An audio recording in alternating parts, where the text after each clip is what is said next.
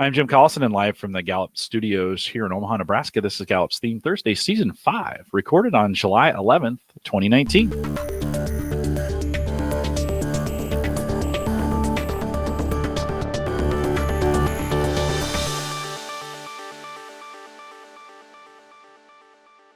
Theme Thursday is a Gallup webcast series that dives deep into the CliftonStrengths themes, one theme at a time, and today's theme is adaptability. If you're listening live, we'd love to have you join us in the chat room that's available there on YouTube, or email us with your questions after the fact, coaching@gallup.com. Maika Leibbrandt is our host today. She's a workplace consultant here at Gallup. Maika, always great to have you on Theme Thursday, and welcome back. Thanks. It's great to be here. I'm really enjoying our Season 5 kind of shortened sprints through everything. So, Jim, today, of course, we are following with Season 5, all 34 themes through basically the same cadence as that CliftonStrengths 34 report. So if you have all 34, it can be a little bit intimidating. We want to encourage people to remember that the themes at the top of your profile are the most powerful. They represent your unique makeup of potential, not just whether or not you're talented, but they answer that how question of how can you be excellent. You know, your greatest chance to succeed, whether you're thinking about at work or at home, really in life, is strengthening what you naturally do best and doing more of it. So today we're talking about adaptability. And if you have a lot of adaptability, if it's one of your dominant talents, or you care about someone who does, today's podcast is for you. And so what does it mean to have adaptability? Hi, what does that mean, Maika? So I would say this is one of those words that can be a little bit misleading because I think we use the term to mean a lot of different things. Be adaptable. It's, there's the phrase adapt or die. So it's not like there's a whole lot of negative connotation with the word adaptability. And so I think there is a lot of pressure for everybody, regardless of their themes, to hit that output of being able to adapt to what's happening to them. When we think about people who actually possess the CliftonStrengths theme of capital A adaptability, it describes something very specific. It really means that you tend to live in the now, that you don't just notice what's going on in the moment, but you react to it, and you confidently and enthusiastically are willing to be led by what's going on in the moment. It's this desire to follow and connect right here, right now. And how might people with this dominant adaptability notice it in their life? What would be some specific things they may notice? Yeah, if you've got adaptability, you might feel sometimes like you're more in tune to what's going on than other people are around you. Maybe at a certain points in your life, you've looked around at other folks and thought, well, didn't you all just catch that? Like, was I the only one that noticed exactly what's going on right now? You might also notice that times when you prepare more, you actually do worse. You might have your best ideas, your best relationship connections, or your best performance in the moment on the spot. You also might feel a surge of excitement when plans change, or enjoy requests that have to be urgently carried out. So having somebody ask you, hey, I know we didn't plan this, but can we do X, Y, Z? You might realize that you're more up for that, or at least a whole lot less jarred by it than other people. I've never heard that description about being more in tune to what's going on around you. Would you dig into that for just a second more? Yeah. And you know what? I think we can learn a lot about it when we think about the role that adaptability plays in relationship to the other themes. Adaptability is a relationship building theme, and it is about this ultimate desire to react to the people around you, regardless of what you have planned, regardless of what else might be in somebody else's head or on somebody else's agenda. And it's about that. I think adaptability at its core is about presence. So you might notice that you can absorb things that other people aren't. Now, let's not confuse it with empathy. Empathy is about feeling what other people are feeling. Adaptability is about having your eyes open to the environment, to the people in the environment, and to what their needs are. I love that description because I've mentioned on previous seasons of this, my middle son has adaptability. I struggled with it from the outside because I saw it as laziness, and I saw it because he would just go with the flow, could be in a group and do anything that they wanted. And I misinterpreted that. So I really love kind of a new clue for me of seeing the benefit in that and seeing the being more in tune to what's happening and being able to then adapt kind of based on the needs or the feelings of others. Is that accurate? So here's my adaptability and communication working together. I had not thought about this till just now, but adaptability is jazz. It's not classical. It's not even well-rehearsed rock. Adaptability is I'm picking up the rhythm and the chord from other people, and I'm being led by where I feel like that music should go. In order to go with the flow, you've got to first be in tune to the flow. So if you know somebody with adaptability, it's not that they maybe are lazy. Now they might be. Let's not use CliftonStrengths to like forgive or mask poor behavior. Anybody can be lazy, right? But adaptability might look like they don't care when really they care more about what's happening in the moment than maybe they did preparing for that moment or what's going to happen after that moment. Yeah, no, thanks for digging in with that with me. Adaptability has been one for me that's been a struggle. And so I appreciate the extra help with that. New to the 34 report, potential blind spots. We have a section in there where we talk about it. How might this work out with folks with adaptability? Yeah, now let's remember, we do have a section in that report that I think we got a lot of feedback that people really appreciate. The best way to understand a blind spot is how could your own strengths perhaps hold you back from them being their very best. Chances are within your strengths, you're already better at that than 10,000 other people. But those blind spots are perhaps some awareness that we need of either how it could hold you back or how it could be misinterpreted by others. There's no diagnosis in these blind spots. There's no guarantee that you're going to experience this downside, but it is our responsibility as we grow and get better that we understand how that theme might be perceived. So with all themes, it can be really difficult to notice if you have it for a couple reasons, but one of them is because you might fail to see the uniqueness. I think regardless of whether you're talking about adaptability or maybe, 33 other themes, you can live your whole life with that lens and think that everybody else has the same lens. With adaptability, acknowledging that that's unique to you is something that can help you overcome a blind spot.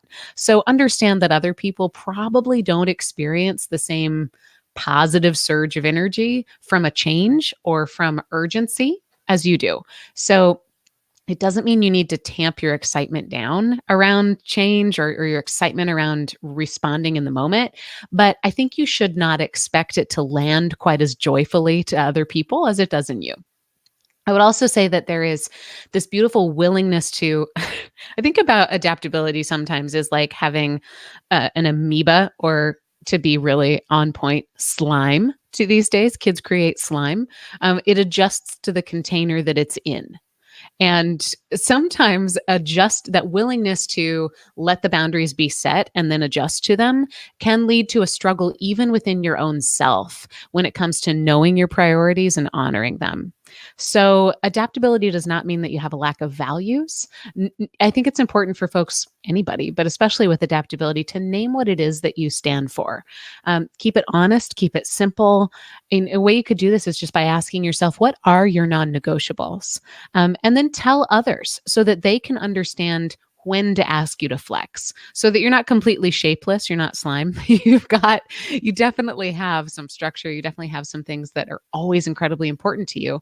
It's just important to name those and help other people understand them. I think that's a really important point, Maika. When we think about the role that adaptability has on a team, can we talk a little bit about that? Yeah. So page 21 in the CliftonStrengths 34 report is a beautiful graphic representation of where your dominant themes fall in relationship to all 34. And they're classified under the 4 domains of leadership. Adaptability lives in the relationship building domain. And as somebody with dominant adaptability, I kind of struggled with understanding that, because I felt in lots of cases, it feels like strategic thinking, or maybe it feels like executing. It has the quickness of strategic and the willingness to move forward of many of those executing themes. But it's also packed with a willingness to sit still, a willingness to move backwards, a willingness to just be where it is. So above all, adaptability is this desire to stay present with other people. And that's why it lives in relationship building. Just to compare and contrast adaptability with a couple of the other themes that also live in relationship building, the first one I think about is connectedness. Adaptability might say, I adjust to the moment and I don't require a lot of preparation. Whereas connectedness might say, I trust that the moment is happening for a reason and I don't require a lot of proof or fact. You could have them both. You could have one or the other. They're going to show up a little bit differently. I want to try this out, Jim. Let me know what you think. Here's what I think about 3 themes walk into a bar. So 3 CliftonStrengths themes all say, I've got this, what is it that they're responding to? If adaptability says, I've got this, they probably mean I'm going to take the group where they need to go right now based on their current needs. Harmony would say, I'm going to help the group reach neutral territory based on conflict or potential conflict. And positivity says, I'm going to help set the emotional tone for the group based on opportunities for celebration. So you can see they're all very similar. They're all responding to other people. They're all really living in that space between human beings, but they are picking up on different filters. They're picking up on different clues. They're picking up on different things that they might classify as important. What do you think, Jim? Did I just tell a crazy strengths joke? I like it. Or did that work? I do like it. So if you think about what adaptability can bring to your team, really in partnership, adaptability can keep other people calm, especially in the face of change or challenge or emergency. Adaptability can also be comfortable jumping to action when other people are a little bit paralyzed by reaction. Adaptability can sort really well and react to the most urgent needs of the group. Any clues or advice on communicating well with adaptability? I think it's helpful to shorten your timeline of discussion. Talk about what's happening today or as close to today if you want it to feel real and relevant. It doesn't mean you shouldn't ever make plans with somebody with adaptability, but maybe understand that their perception of what's going to give them their most joy, their most reality, and their best understanding is things that are closer to the moment. Also, build rapport on where you are right now.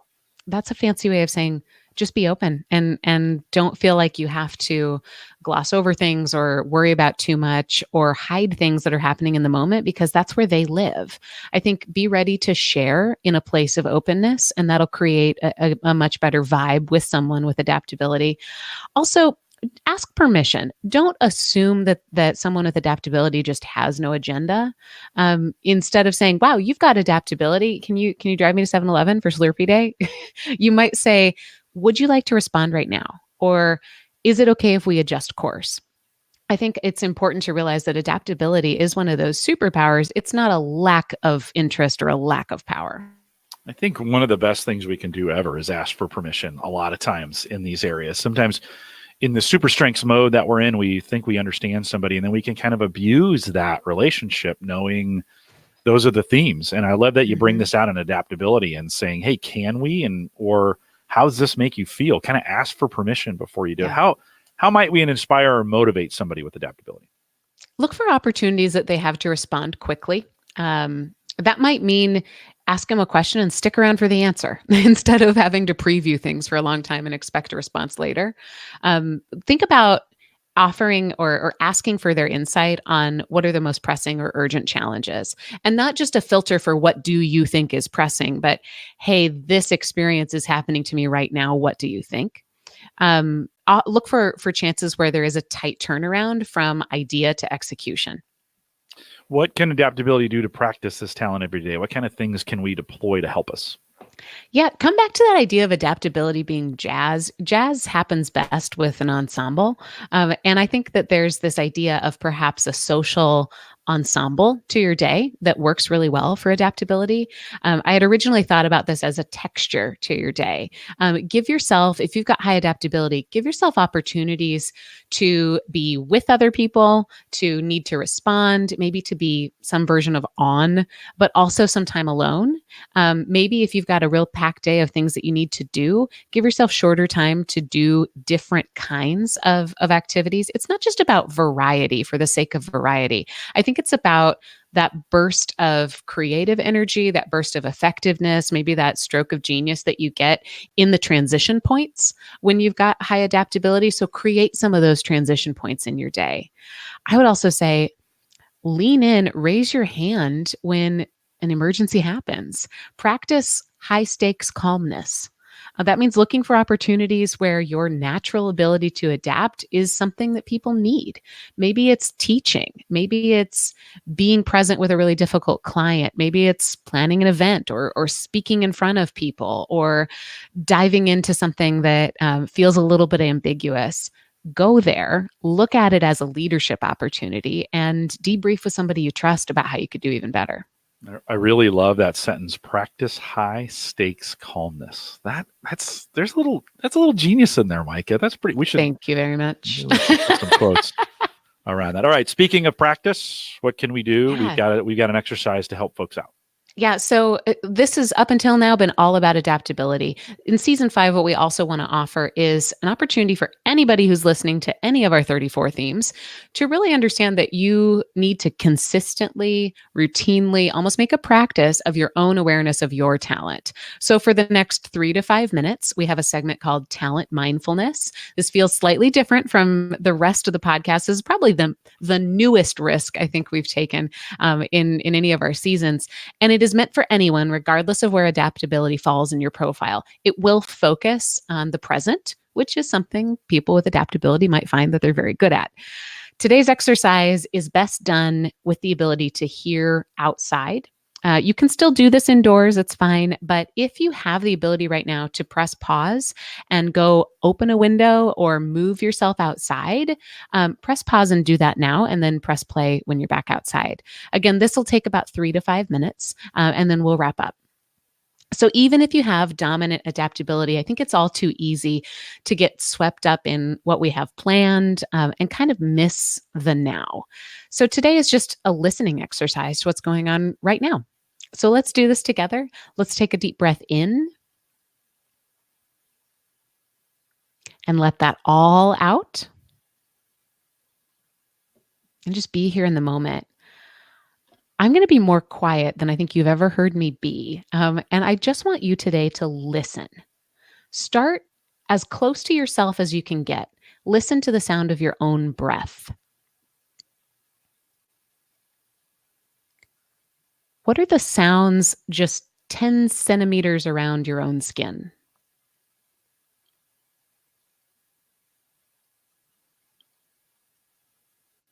Now we're going to press a little farther out. I'd like you to focus on hearing any movement, any sound that's happening within 10 paces, 10 steps around you in any direction.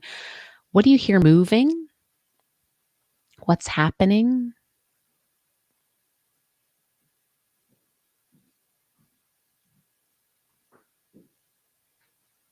You don't need to react to any of this. You don't have to fix it. Just hear it.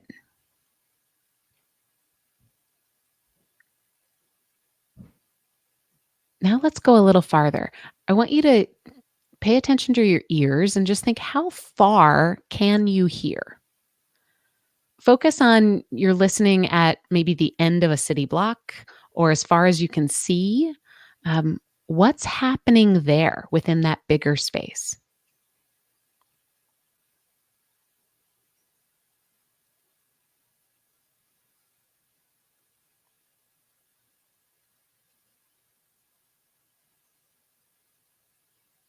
All right, let's come back to ourselves and just realize there's always something going on. There's usually a lot of things going on. Most of us are absorbed in our own agendas or our plans. We don't always notice what's happening in the moment. This is not a call for everybody to have adaptability. This is a call to, as you go throughout the rest of your day, pay attention to what's happening and pay attention to your own perspective. What are you noticing? What are you hearing? What your talent filter is picking up is different than what other people are going to pick up.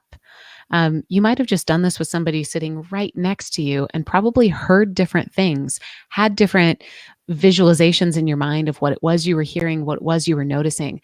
What seems obvious and loud to you, others may miss altogether. That's why we need you to understand your own talent filter. We need you to have the courage to share what you notice with other people. Notice what you hear and listen for it often. Micah, that's a great exercise. I often do something similar when I travel. So when I'm in an airport or the metro or waiting for a bus or waiting for a train, whatever, look around and listen, see what's happening around me. The other night, I got the opportunity. I posted this picture on Facebook. It's funny. The neighbor cat was sprawled out on the deck rail at our house, just chilling out there. And I went out and sat down next to him, and I was like, what are you looking at? And so I just was quiet for, 10 minutes. And we just sat there, and he looked around and I looked around, and It's amazing what just goes on around you if you just stop for a second. And I really appreciate you pulling that into the adaptability piece, like seeing it for more than just flexibility, seeing it for more than just in the moment decision making, but being able to know all the awareness that's happening around you so you can do that. I think that's really the essence of the talent. Anything else that we would add to that? I just think that it's beautiful to see adaptability for being a driving presence and not just a reacting presence. I have my adaptability isn't quite as high as it used to be, but it's still dominant. And I notice that it definitely takes on the flavor of what I'm doing that day. But I mean, in the moment, my adaptability, if everybody else is paralyzed by change, it can almost look like command. It's that, hey, I know exactly what needs to happen. I'm going to go about it in a very calm way. It's not going to feel like it's a wave that's happening all around me. It's sort of that eye of the storm piece. And I think adaptability isn't always going to look like that. It's almost one of those that like gets activated and moves forward when it's needed. Nate says in the chat room that could be a good connectedness exercise. It could be a good exercise for a lot of things. Maika, thanks for Well, and walking that's through the point. None of them are meant to be prescribed to a specific theme. I'm just challenging myself to write 34 of them. No, I like it available for you. You can always go back on those. So there's probably a 15-second skip button that goes backwards, and you can go back, and pause and do it again if you'd like. We'll remind everyone to take full advantages of all the resources we have available at the Gallup Strength Center, just gallupstrengthcenter.com. Don't forget that's changing here shortly. my.gallup.com will be the new link for that. For now, hang tight with it, though. gallupstrengthcenter.com. You can send us your questions or comments. If you want to send those to us in an email, coaching@gallup.com, you can also catch the recorded audio and video of this program. Hard not to find it wherever you're at, but the links today, coaching.gallup.com. If you're interested in becoming a Gallup Certified Strengths Coach or any of our courses, they're available on our courses page, courses.gallup.com. And of course, you can follow us on all the webcasts that we do, gallup.eventbrite.com. Follow us there, and you'll get a notification whenever I post a new live event. Join us on our Facebook group, facebook.com/groups/called-to-coach. I want to thank you for joining us here today. If you're listening live, stay around for the second edition of this. With that, we'll say goodbye, everybody.